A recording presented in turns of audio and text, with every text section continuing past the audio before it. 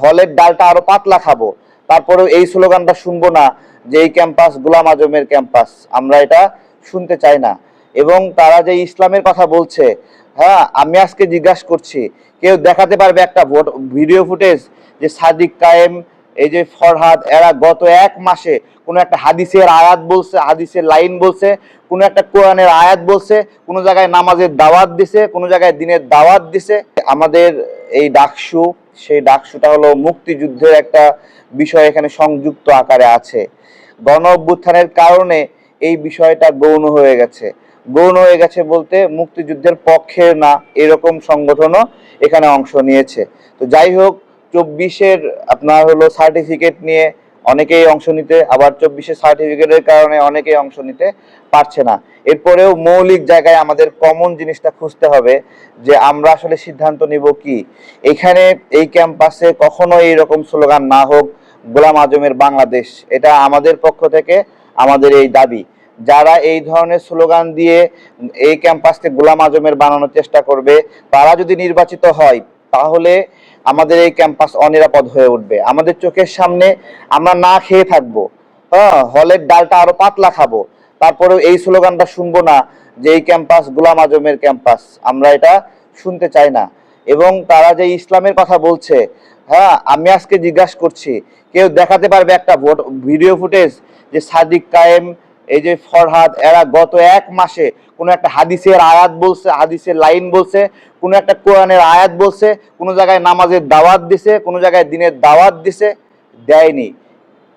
যদি ইসলামিক ছাত্র সংঘ ক্যাটাগরি দুইটা হতে হবে, হয় আপনি ইসলামকে লালন করতেছেন অথবা আপনি মুক্তিযুদ্ধকে লালন করতেছেন, দুটো সাংঘর্ষিক না। কিন্তু আপনি দেখান যে ইসলামের দোহাই দিচ্ছেন, গত এক মাসে আপনারা কোনো হাদিসের লাইন একটা কোথাও বলেন নাই, যে কারণে আপনাদের এই বর্ণনাটা আমরা ধরে নেব যে আপনারা হলো ডানপন্থী, ইসলামপন্থী, সে কারণে আপনাদেরকে ভোট দিতে হবে।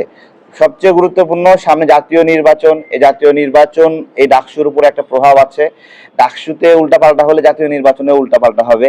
কিন্তু বাংলাদেশের মানুষ একটা নিরাপদ বাংলাদেশের অপেক্ষায় আছে, যে নিরাপদ বাংলাদেশে সরকার দায় নেবে। বর্তমান সরকার তো দায় নেয় না, তারা বিবৃতি দিয়েই সব সাইরা দেয়।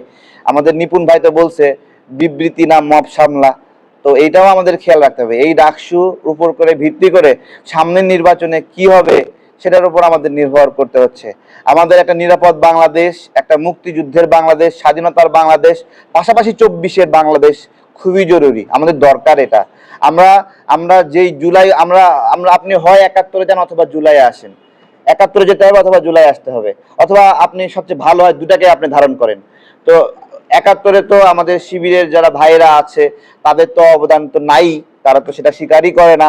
আর 24-এও তারা তাদের কোনো তারা গাছ দেখাতে পারবে না, একটা ছবি নাই, একটা ভিডিও নাই, খালি বলতেছে অমুক সৎ মানুষ, অমুক ভালো মানুষ, অমুক দিনদার মানুষ। এরাই এগুলো বইলে পার পাওয়া যাবে? হ্যাঁ, আপনার হলো সে সৎ মানুষ আর আরগুলো সব অসৎ মানুষ নাকি? হ্যাঁ, তাহলে এগুলো এগুলো বলে পার পাওয়া যাবে না। আমরা তো, এটা শিবিরের উচিত ছিল তাদের অজনপ্রিয় হলেও, প্রভাবশালী না হলেও জুলাই গণ অভ্যুত্থানে অন্তত মিনিমাম অবদান রাখছে, অন্তত নৌকা স্লোগান দেয়নি, এরকম তার থেকে দেওয়া উচিত ছিল। তারা এই কাজটা করলোটা কি? হ্যাঁ, নৌকা নৌকা স্লোগান দিচ্ছে, তাদের সাহস ভালো যে এইরকম ভাবে। তো এরা হয়তোবা, আমার ঢাকা বিশ্ববিদ্যালয়ের ভাইদেরকে বলবো, আপনাদের সঙ্গে ছিল, আপনাদের রুমমেট ছিল, হ্যাঁ একসাথে বাদাম খাইছেন, একসাথে টিভি দেখছেন, কিন্তু এদের পরিচয়টা দেখেন, এরা লীগ হিসেবে ছিল।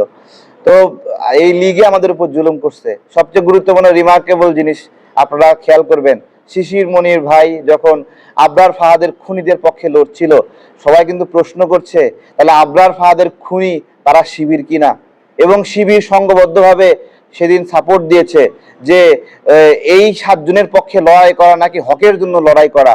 তাহলে আবরার ফাহাদের খুনির পক্ষে লড়াই করা হলো হকের জন্য লড়াই করা, মানে কোনো না কোনো অ্যাঙ্গেল থেকে এই আবরার ফাহাদের খুনিরা শিবির সদস্য হিসেবে আছে, এইরকম একটা দৃশ্যমান হচ্ছে। তাহলে আমাদের যারা জুলুম করেছে তারা কারা সেই বিষয়ে তদন্ত হওয়া দরকার।